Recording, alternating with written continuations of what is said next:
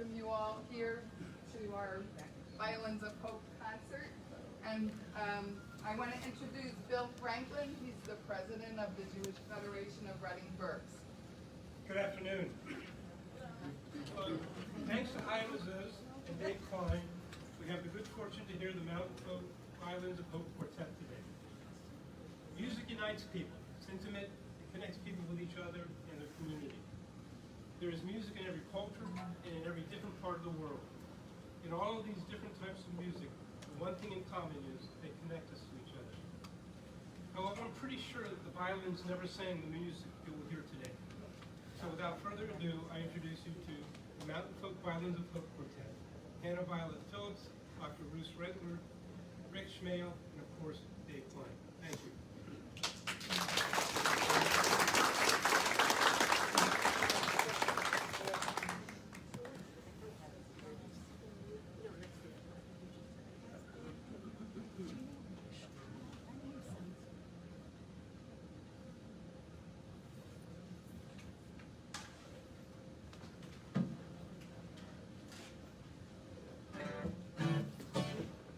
Welcome everybody. So good to see you. Thanks for being here. A couple things I want to say before we get going here because there are important things to say. First of all, we as four human beings that are, well, we try to be good people, let's just say. We're deeply moved by being able to be here with you today and for what this represents for all of us collectively. These instruments, if you haven't heard yet, I'm not sure what you've been doing the last couple weeks, but what's really unique is that these two instruments are the two that are over here. You'll be playing Eric Winkle's violin and Alfred Bernheim's. You want me to bring them over? Well, sure. So let's see if I can get this right, like on the game shows. I think this one's Eric's. That's Hannah playing Eric's. And this one is Alfred's. So you want to read these later on, but the quick short story is this violin came from a gentleman who was constantly harassed by the Nazis and blah, blah, blah. And, you know, people who don't like people to have ideas outside of their ideologies, they don't like that people are nonconformists. And the kind of music we play is really a nonconformist dream come true. This one was owned by a gentleman whose family was unceremoniously, yanked out of the house, all possessions taken, stripped naked, and marched down the main street of their town. Now, I want you to stop and think about how that would feel. I mean, some of us might be okay with it, but I wouldn't be okay with it. I have nothing to be proud of in that regard. So this is the kind of crazy nonsense and atrocities. Okay, you can put those down now, and they can see it. Yeah. But, so they're going to play these violins for the entire program today. They have never, until about 45 minutes ago, seen these violins, or touched these violins, or played these violins. So this is a tall order. But, they're up for the challenge, because they're both great people and great violinists. And our concert today is dedicated to the tens of thousands of gypsy musicians, street musicians, folk musicians, klezmer musicians, who were pretty much sent to the gas chambers because they couldn't read music. So therefore they weren't any good to the Nazis and the propaganda they were trying to spread that, hey, we're happy here, we have orchestras, take a look at us, nothing to see here, Street music, that's because it's handed down orally and orally. So I will tell the next generation, they will listen, they will tell the next generation, and on it goes for hundreds of years. You may have heard this, but it's shocking to know that because tens of thousands of these street musicians were literally murdered in Europe and Eastern Europe, it's not been until about the past roughly 25 years in America and in Israel where there's been a resurgence of young musicians looking to play klezmer music. In Eastern Europe now it's almost unheard of. They almost succeeded in wiping out all of that culture and tradition. So the Jews and other people that were oppressed, we're dedicating this to all those musicians, and also some that we know a little bit closer to home. Irish people, when they came to the United States, weren't always met with enthusiasm. There's a place not 75 miles from here where some Irish lads came over from Ireland, were working on a railroad, and for one reason or the other, they served their purpose, and the railroad overlords basically shot them and threw them in a trench and buried them. And it's called Duffy's Cut, and you should really look it up sometime because it was a mass murder that happened right here. So this kind of stuff happens. It's horrible.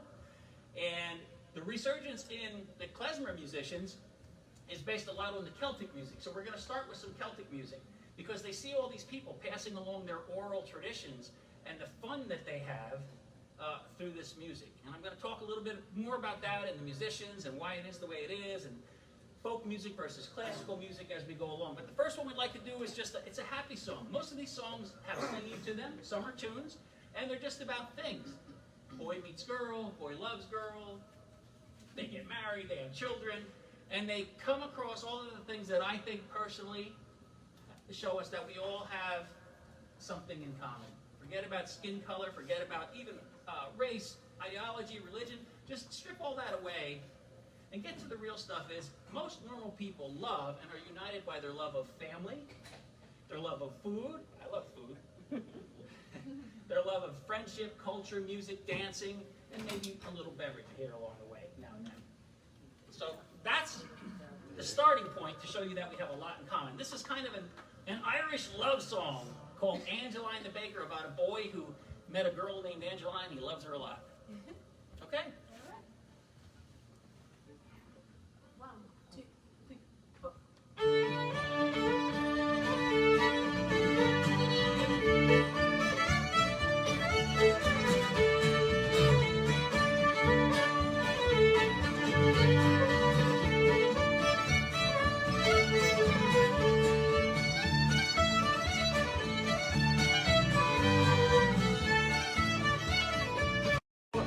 She's my little darling, she's my only one. She's my little darling, and we'll have a life of fun. She's my little darling, she's my only one. She's my little darling, and we'll have a life of fun.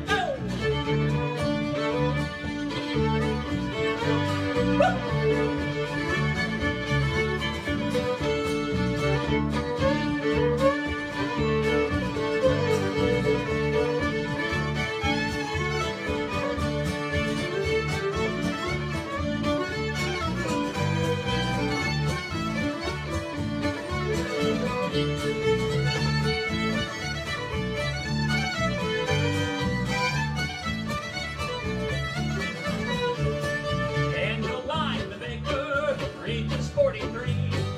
Paid her sugar candy, but she still won't marry me. Angeline the Baker, Angeline I know. I should have married Angeline just 20 years ago. She'd be my little darling, be my only one. Be my little darling, and we'd have a life of fun. Be my little darling, be my only one. She'd be my little darling, and we'd have a life of fun.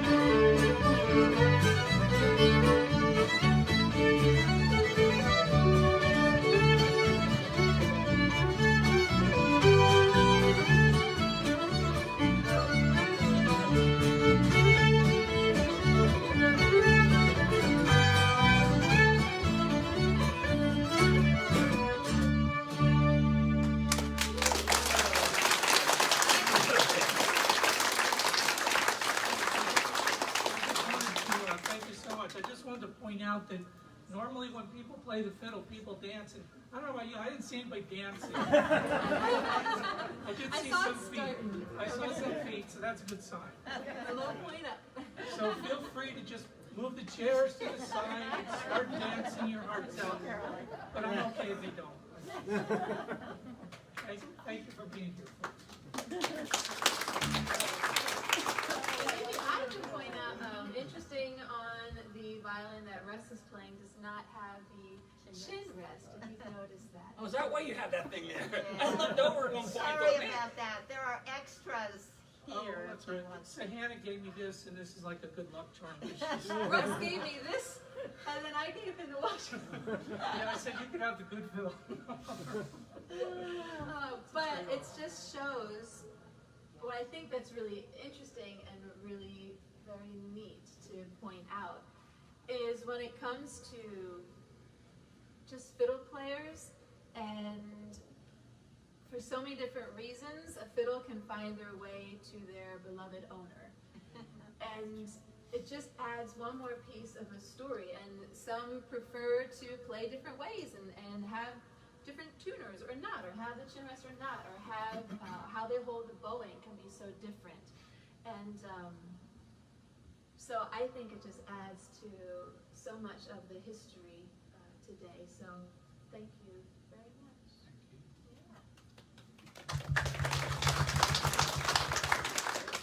So on we go with some more explanatory things. So the instruments, okay, so now that we know that these two survived the Holocaust, and so they have a pedigree that goes far back in time. This one over here is a more modern electric bass guitar. That's because carrying the big upright that you see on the symphony players, it's really cumbersome. But it is used a lot in folk music. Sometimes they just put a broom on a bucket and and this one, this is my little darling. I named it after our first granddaughter, and its name is Stella. And it was made by the Martin Guitar people. It's a custom Martin D45 made out of koa wood and abalone and PowerShell inlay. It's got legal fossilized tusk of ivory of walruses. It's legal, okay? And Don't try to take it overseas. no. This one is treated very gently. What else did I want to tell you? If you look closely, this one's my tribute to how much I love folk traditions and folk culture. Everybody's folk traditions and folk culture. In this case, it's a Celtic vine that's here on the pickguard, and if you look closely, you'll see that going up the neck, inlaid in there is a Celtic vine that goes all the way up into the headstock where there's a moon and stars, but there are greyhounds running up the headstock, greyhound dogs. If you look closely, you can see the greyhounds. Because, you know, we love animals in our family, and for a long time we adopted greyhounds. So, enough of that. I wanted to tell you about some of the differences between classical music and folk music. You may know them. Some people don't, though. It's surprising. So let's start with the instruments. Some people say, well, what's the difference between a violin and a fiddle? These most times will be referred to as violins of hope. Doesn't sound quite the same if you say, hey, come see our fiddles of hope. Fiddles of hope. Fiddles is such a happy thing, though. So basically, what's the difference? There is no difference. It's the same instrument. A violin and a fiddle are the same thing. Here's the difference in my mind. How many of you saw the movie Titanic?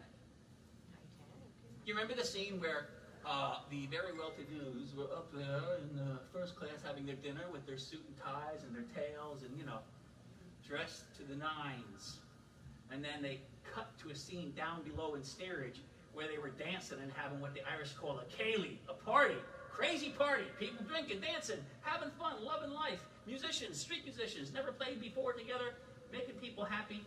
So that's kind of the difference between this music and what you'll see at the symphony orchestra, or maybe anything else you've seen this week during the Violins of Hope shows, and they were all fabulous, the ones I've seen so far. So I would say, like, in my mind, I wouldn't take like a Guarneri or a Stradivarius out to the local campfire with my gypsy friends and play a whole night of banging music around, you know, the outdoors. And most often a violin is considered to be something of classical nature, you know, like something of high worth, whereas a fiddle, maybe not considered the same, but I want to tell you it takes as much skill to play the fiddle style, the folk style, the oral style, as it takes to play the classical style. Paganini, he wrote some wicked stuff for violins, but there's some fiddlers who can play circles around that with some of these folk tunes. So it's all what you want to make out of it. It's really, really interesting. And here's another difference. In classical music, when you go to see the symphony, you might see our own symphony, you might see Andrew Constantine conducting. And you may not know that behind the scenes, the string section, the violins especially, they have a librarian who basically marks the scores of the music because they're reading the music. And they mark them so the bowing is all in unison. They'll have marks on that music so that the people playing these bowed instruments know that they all need to go up together at the same time, and they all need to come down to the same time. Now, if you've never known that before, next time you go see a symphony, watch that, because that's a sign of a really well-rehearsed, well-trained, well-disciplined orchestra. Yeah? A really well-conforming orchestra. Folk music's like the 180 of that. It's like everybody's bows are flailing, they're going anywhere, they just making the music come out, right? It doesn't matter. It doesn't matter. So then the other thing I want to let you in on is this quartet today, in true to the style, like we would have met at a pub somewhere or at somebody's home for a celebration, or around a campfire, which many of us have done. We have never played as a quartet this group of music that we're calling our set here today for you. We got together once in my rehearsal studio at my home, said, okay, that sounds good, and here we are today with you. So, part of folk guys. That's my way of saying if you hear something that's not quite right, it's not jazz, it's us making a mistake. But that's the way it is. You gather with your family, your friends, at these occasions that bring you joy and happiness, and you play music. You play it out on the street for anyone who will listen. And that's the tragedy of what happened there in World War II. And so much of that was destroyed. But that's why we're dedicating what we're doing today to those folks and to all of you who care. This one now is it's called a reel. It's a type of Irish Celtic music. And it's a dance form of music. So, all cultures we have in common have dance music. So this is dance music. This one's called St. Anne's Reel. Anybody know who St. Anne was? I see it's the masks. I hear murmuring, so I'm going to say you're all geniuses and you're right. That's right. It's Mary's mother. Mary, the mother of Jesus. Jewish people. Just saying. Mary Jewish, her mother Jewish. Yeah. Right? St. Anne's Reel is named after St. Anne and for St. Anne. So this is a dance tune. We'll play it like a couple times through. How's that? Sounds good. And if you feel like dancing, you can at least tap your feet here, okay? This is one of my favorite fiddle tunes.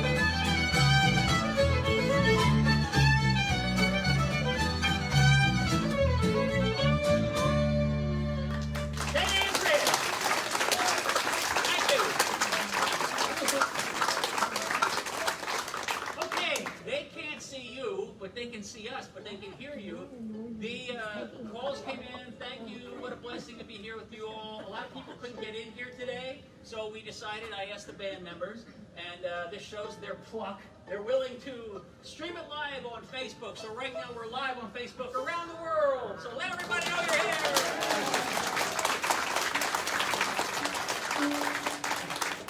And so I'm almost at the end of talking about like the similarities and the differences and that kind of stuff. We'll get mostly into the music now. But there's one more thing I want to tell you that's really, really important. It's so much fun. I'm so glad you're here because this great concert is coming up with the Reading Symphony Orchestra. And you don't want to miss it, you know. Tomorrow, yes. Tomorrow night? No, not Saturday. Yeah. Saturday the 13th. You meant Saturday. Saturday. So, yeah. So when you go there, you see the maestro. You'll see him do his thing, and man, every maestro has a different thing, and there's been all these great maestros through the years. Didn't you ever wonder, like, does anybody in the orchestra actually watch the maestro? Yeah. I mean, I make fun of it. I do it with love, because, you know, I've been on the other end of it too. You may not know, but I'm the former past president of Reading Symphony Orchestra. For 10 years I was involved with that orchestra and making things happen with that orchestra. And so I love classical music. Sometimes people hear me do these talks and they think, oh, well, he doesn't like classical. Oh, I love classical music. I love it. I love all kinds of music, right? But the maestro does his thing, and yes, the musicians watch him, and they're watching him for tempo. They're watching him for mood, for feeling. Now, in classical music, they're watching him for interpretation, sort of. If there's a part in music where he wants it to swell, he'll gracefully bring that up like this. You know, he'll do whatever he does as the maestro. They all have their own moves, you know? In folk music, it's just a free-for-all. But there's actually a conductor. It's not somebody who stands in front of us, and it changes sometimes in the middle of a song who's the conductor. It's the unwritten, unspoken thing that you learn when you jam or when you do sessions with other musicians for decades. So, for the most part, I'm the conductor of this quartet. So, when you hear me yelling verbal things like, one more time, it means that I'm feeling like we should do it another time and not stop there. And then they'll know. Try doing that with 87 people in an orchestra. That's why there has to be structure. And that's why folk music's a little less formal that way. But, so I could be conducting, and it could come a number of ways. I could be tapping my foot, and they'll hear me, they'll feel it. Sometimes they'll feel the vibration. I could be doing it with my guitar. If I want it to end, I might get really loud. I'll do something like that. That's conducting. I might look at them and say, stop! That's conducting. Or I might go like this, or like this. I had the pleasure of working with guys like Bill Monroe, the father of bluegrass music, really big in that folk music genre. And I watched Bill. He would stand there on stage, and when he wanted somebody to take a solo, whether they rehearsed it this way or not, if Bill Monroe did this, pointed from the hip to you, that meant it was your turn to do a solo. So be ready, pay attention to the conductor. And don't mess it up. And don't mess it up, of course. Or you might see this a lot. You see this? Folk musicians, I don't know, they do this a lot. I guess because our hands are busy here. But as you get older, that gets harder to do. Or if you're my dad, he does them. Yeah, Really right. hard. Yeah, your dad does that. I know he does that. It's hilarious. I always know when a song's going to end because he like telegraphs it all over the universe. He makes all these faces. But like within a song sometime, and I'm sure you're going to see that happen sometime in here, somebody who's a soloist or somebody who's really the dominant force in that song, like takes over, like the main leader surrenders. Now, you know, once it's going, good. Once we got the rhythm going, my job is rhythm here, chunking along to support the soloist, and that's the same as Rick's job there.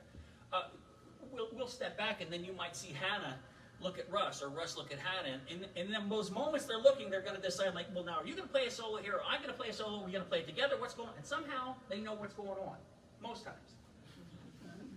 But remember, in casual sessions, it doesn't matter. Everybody's happy. It's all about happiness and joy. And that's why we're so thrilled to play these instruments. You know, I have a Jewish friend that I write music with every year, holiday season. We write a combination of Jewish music and, you know, Christian Christmas carols kind of thing. And she wrote one this year that's really beautiful. It's called Light Conquers Darkness. That's so true. Light conquers darkness. Light, beautiful things conquer darkness. That's push the darkness down with light and the rejoicing of the soul. So I just wanted to tell, that's the last nuanced thing I wanted to tell you. There's probably a whole lot more, but just watch Hannah and watch Russ, and you see deer in the headlights, that means that anything could happen. And now really quickly, let me introduce you. Over here on the bass guitar is a longtime friend of mine. We've been making music together since we were in high school. I graduated about 2 years ahead of him, I think.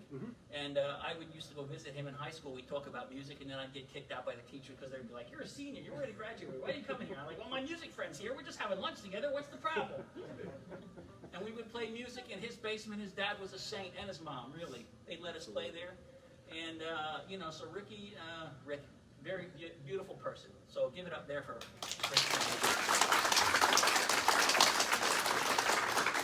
Russ Rentler has been in my orbit and mine and his for probably at least 10 years now. I've watched it all. Russ will, on his Facebook page, post videos. He has so many different kinds of music he plays on so many different instruments, and I watch him play these things. Sometimes I don't even know what the instruments are, and I think, well, you couldn't possibly make anything good sound out of that. And he plays it, and it's like, I go like, oh God, that's incredible. So he was definitely, and also an extremely nice person, Dr. Russ Rentler is, and also just recently found out through his DNA testing. I don't know if you've ever done that DNA testing they did, 23andMe and such. He is 1% Jewish. He's very excited about that. And another beautiful soul, a beautiful person to be around, beautiful, you know. And then the most elegant-looking, beautiful member and the youngest of the quartet here. I've known her daddy. We played music. We did our first tour in Europe together as musicians, 18 days at the New Wine Festivals along the Rhine River, like in 1980s. You probably weren't even born then yet. When were you born? I don't know if I should say it, but that might have been the start of my life. So 9 months later, I was... So her mommy and daddy came on a tour of Europe with us, and they were folk dancers, and I was in the band, and so was her daddy. Her daddy was in the band too. And her dad's name is Dave Mitch Miller, a champion fiddle player, and this young woman is following right in his footsteps, and I think she's added to it. When I talk about kind, loving people and why I wanted to assemble these for you, is Hannah makes her life's career out of playing music therapy, licensed to do that, and in hospices. You know, so if you think about what that means to a person at that stage in life, I mean, I hope you'll be around when I'm ready for you. May it not be too soon. Speaking of Dave Mitch Miller, he was performing on TV. Was his actual name actually Mitch Miller, or was that a stage name? No, Dave, and he goes by Dave a lot, but we always called him Mitch. But it's not the Mitch Miller like the sing-along Mitch Miller. Yeah, no, that's not that guy. That's a different guy.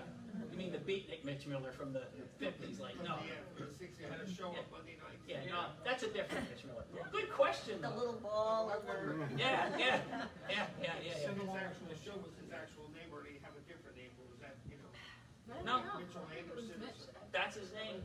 Oh, okay. That's his name. He comes from Baldy Hill in, what, Albertus or Oh, something? my dad's is Dave. Yeah, The yeah. original, Yeah. I think his might have been. We call Sing Along with Vince. Yeah, that was a very distinct sound. It was, I saw mommy kissing Santa, you know, that kind of stuff.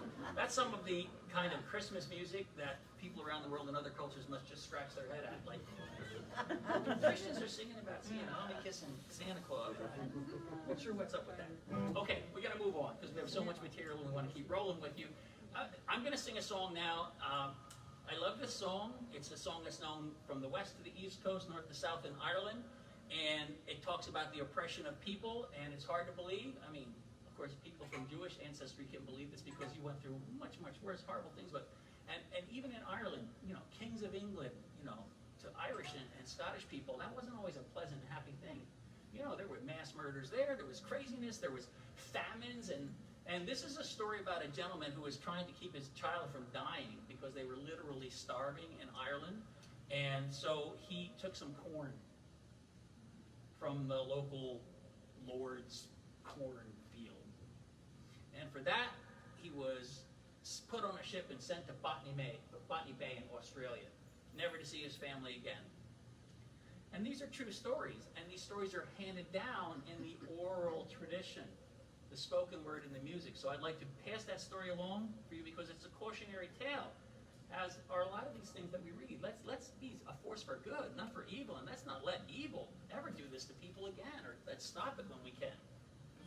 So I like this song so much, I went to Ireland and climbed Ireland's Holy Mountain. Pro Patrick came down from that in the afternoon and went to the city of Athenry, and I couldn't find a prison wall, so I just sang aside of a stone wall ruin. Anyway, there's plenty of them. Pick one. There's plenty of them there.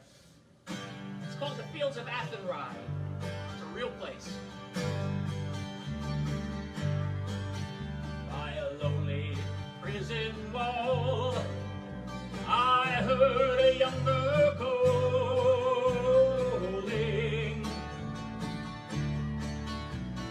Michael, they have taken you away, for you stole Trevelyan's corn, so the young might see the morn. Now a prison ship lies awaiting in the bay. Lord, the fields of Athenry, where once we watched the small free birds fly. Our love was on the wing. We had dreams and songs to sing. It's so lonely round the fields of Athenry.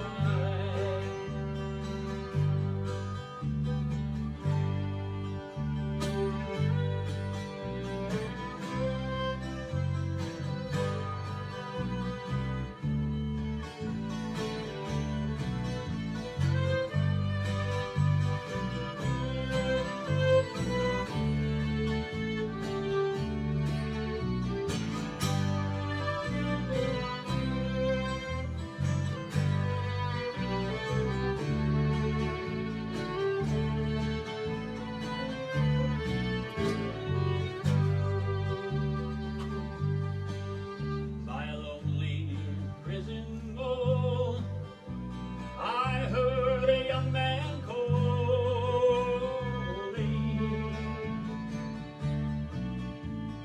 Nothing matters, Mary, when you're free. Against the famine and the crown, I rebelled, they cut me down. Now you must raise our child with dignity. Lord, the fields of Athenry, where once we watched the small free birds fly. Our love is on the wing. We had dreams and songs to sing, but it's so lonely around these fields of Athenry.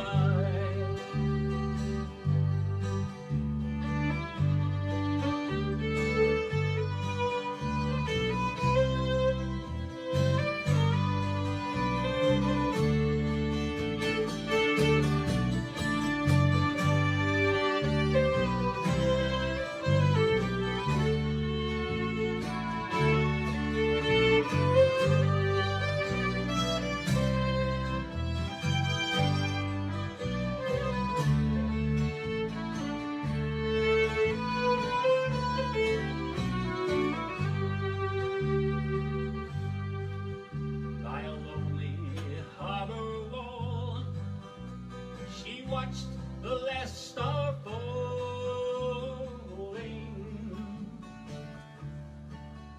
As the prison ship sailed out against the sky,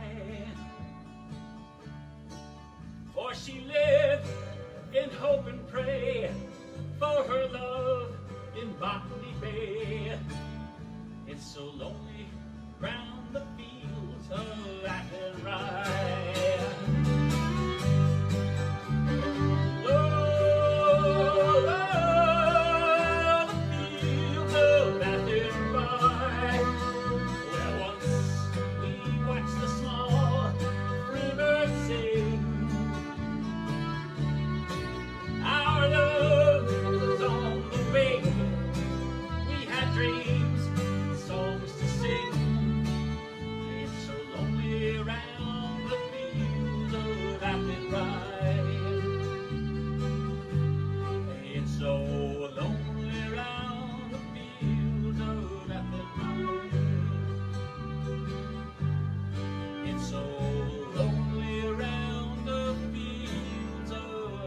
something right.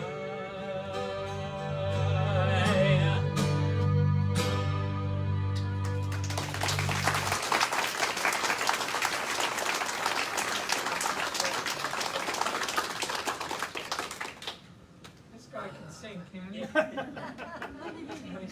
you. If you, boy, listen to the words of those songs. Sometimes I have a hard time getting through those songs. You know, I have 4 children and 8 grandchildren. I'm sure many of you have families like that. And you think, like, how could these atrocities happen to people? It's unbelievable. But now we're going to make a happy song, and then we're going to leave Ireland for a little bit. Hey, huh? Okay. This is one that Hannah's going to sing. And it's called Tell Me Ma. Hey, I want to know. Tell me Ma. We'll go right into it. 2, 3, 4.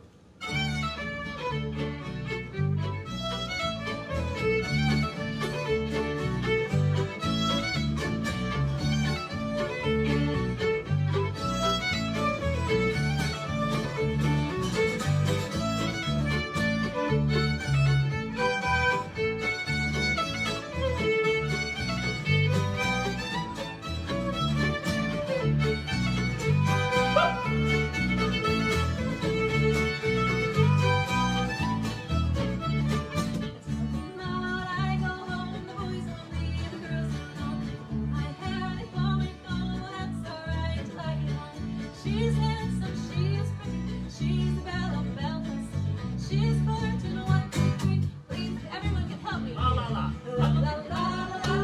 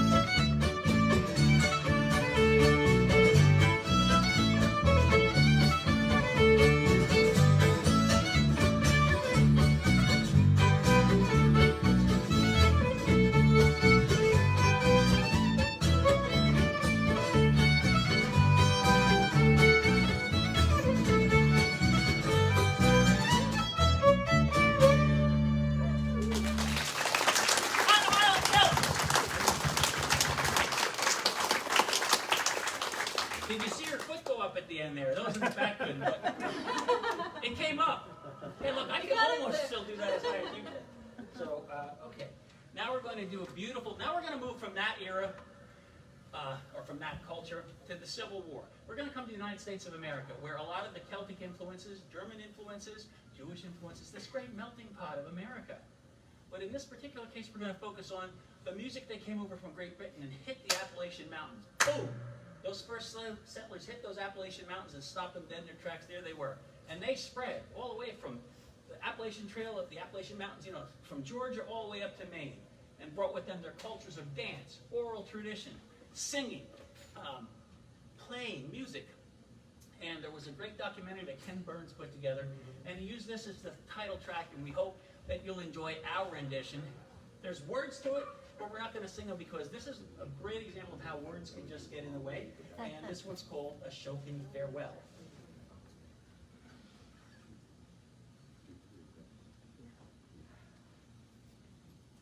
Go ahead.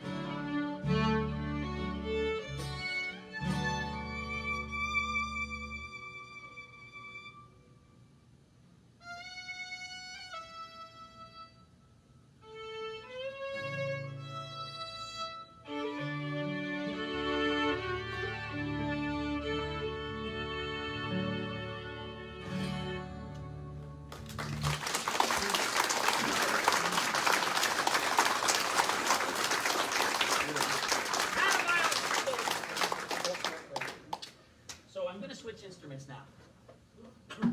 This one here you don't see too often in symphony orchestras. However, they were really big in this country during the ragtime Dixieland era. They had big place in big band music because it's the only instrument that could get out over that sound of the horns. It's a banjo. This was handmade for me by a gentleman by the name of Bill Gibson, who has passed on, but I got to pick it out on when it was a baby piece of maple tree. He called me up and said, Dave, I have a piece of beautiful maple. You're going to love the neck on this. Could you come take a look at it? I looked at it. I said, make me a baby. And he did. And so, in the Civil War era, you know, it was a bloody conflict. And what was it all about? Well, people sometimes aren't quite sure, but they know that one of the main themes of it was another oppression of people. Another forcing of people to leave their homelands, their families, their culture, their traditions, killing people, murdering people, forcing them into slavery and bondage. And that's, of course, the African-American people I'm talking about. And guess what, though? They brought with them, see, the spirit of light conquers darkness. It vanquishes it. They brought instruments with them, and one of the instruments they brought was an instrument like this called the banjar. It wasn't as sophisticated as this until American luthiers started building them and making them. They're like part auto parts, metal, part wood. They're a very strange instrument, but they're loud as all heck. And they use them a lot for dances and so forth. And now, so this is a Civil War era tune that actually goes back before the Civil War, but it was very popular in the Civil War.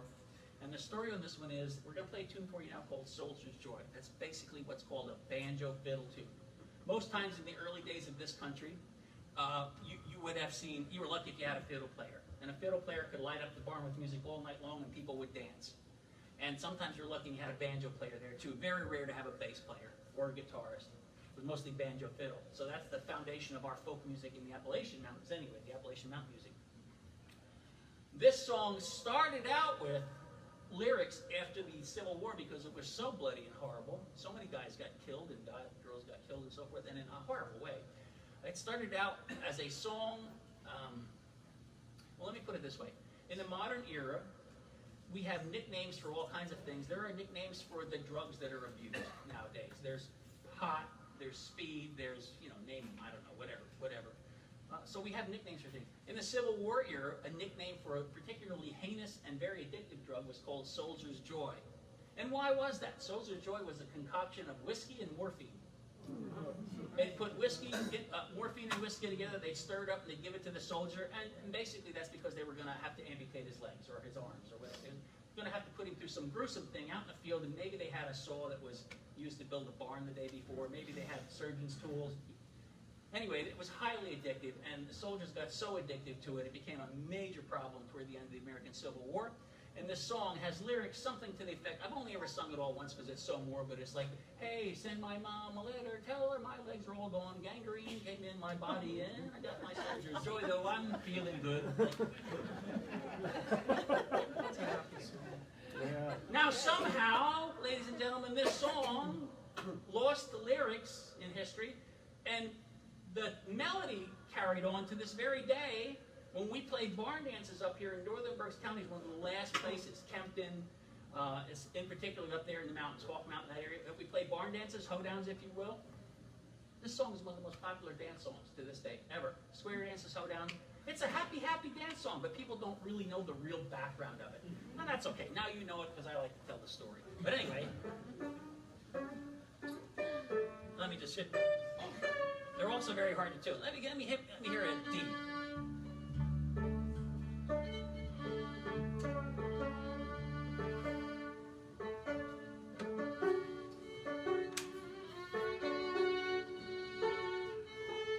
Oh, the heat.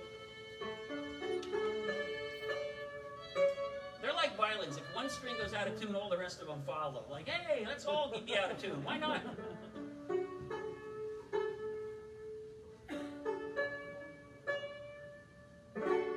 Somebody hit it with a D chord. That's close enough for a Civil War tune. At rehearsal, we talked, oh, let's get the banjo out. He goes, let me get my, it's out of tune. And we're like, oh, you're screaming for a banjo joke there. Like, it's tune. Yeah, and we played bluegrass festivals with them, and the sun's beating down, you know, hot stages. They're like so out of tune. So, Soldier's Joy. Can you imagine a hoedown caller going, hey, circle left and go in the right, and grab your partner, spin in a circle. That's the beat right there. And many a person in Berks County, and probably all over the world, even in the klezmer tradition or whatever, we folk musicians gathered people together, and it was your chance to informally meet a member of the opposite sex and take them on what we like to call as folk musicians a test drive. You got to ask them to dance. And many people have lifelong marriages and wonderful relationships because of hoedown music, folk music. So, Soldier's Joy, a couple times around.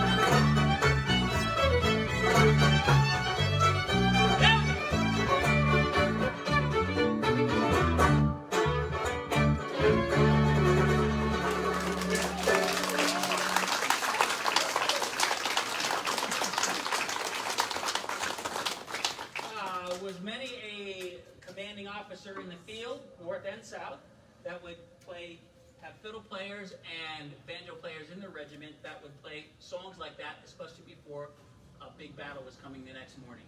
Because can you imagine? You know you're going to go out there and get shot at, like enough shot to cut down trees they shot in the Civil War. And very effective weapons, long rifles and such.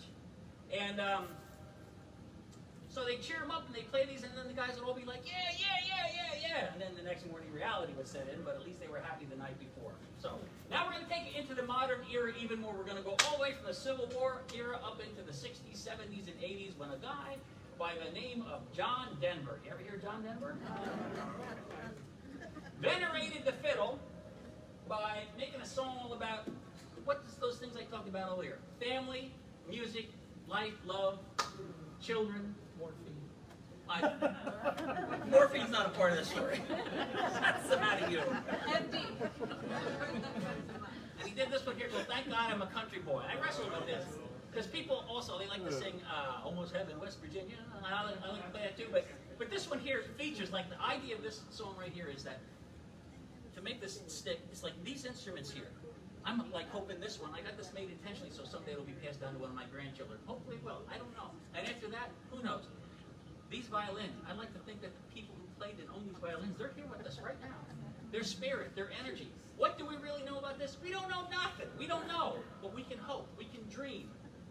We can feel that energy. I feel that energy. I hope you feel that energy. That's the special significance of playing these instruments today. These people are not vanquished by hatred. Okay? Because we're here together. So, that's what this is all about. Oh, come on. Let's do this. Clap your hands this way. Keep it going. Gotta keep it going. Well, that old farm is kind of laid back. Ain't much to live on your boy again. Holding the rise, early in the sky. I thank God I'm a country boy. The simple kind of one never did me no harm. Raising up a family and working on the farm. It's their own world with any kind of charm. I thank God I'm a country boy. Well, I got the five, I forgot the old bill. When the sun's coming up, like a case on the river. I ain't nothing but a funny for the river. I thank God I'm a country boy.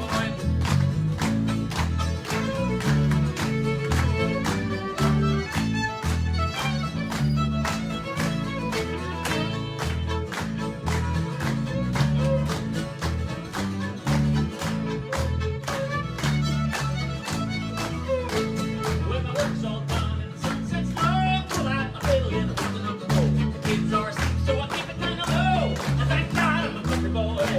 I play till I couldn't obey. It's good for the Lord and my wife wouldn't take it very good. So I fiddle with the kids, I work when I should. I thank God I'm a country boy. Well, I got the F5, I got the old fiddle. When the sun's coming up and the kids all the middle. Life ain't nothing but a fine from the river. I thank God I'm a country boy. Hey!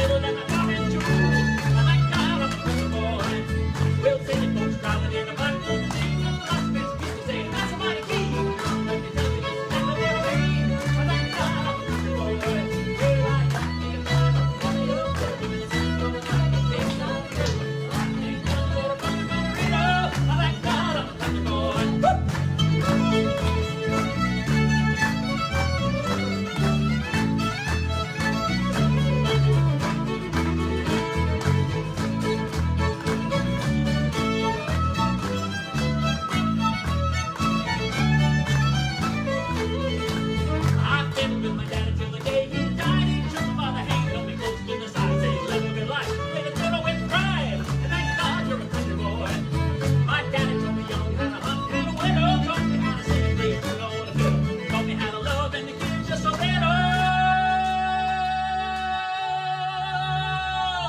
Woo! Thank God I'm a country boy. Woo-hoo!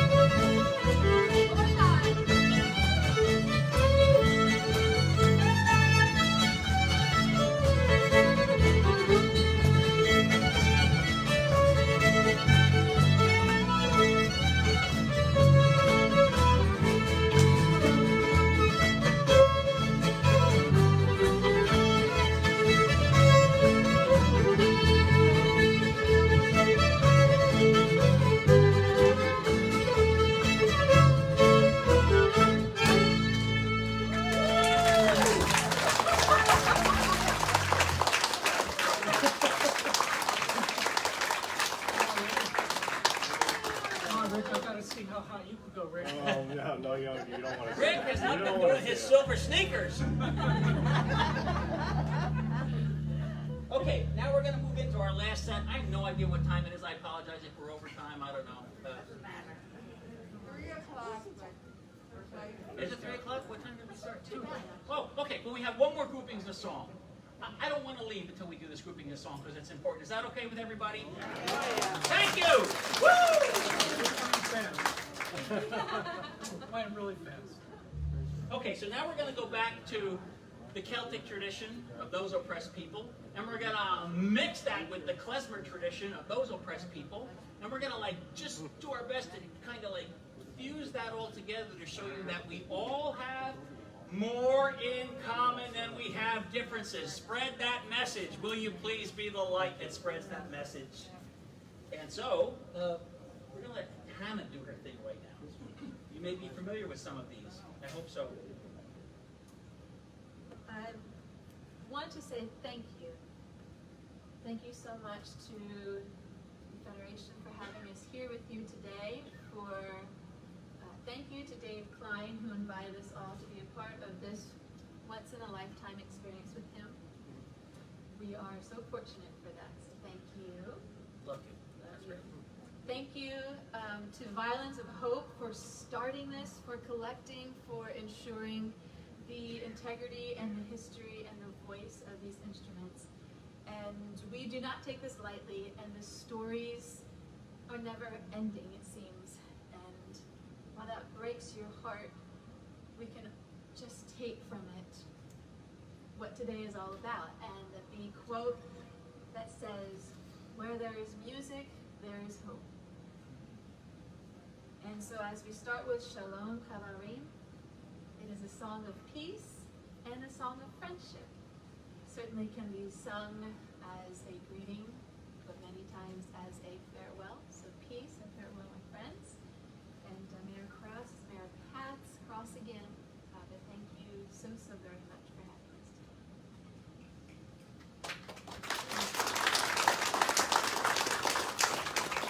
By the way, they were all concerned about how they should dress. Should we wear symphonic clothing? I said, what are you talking about?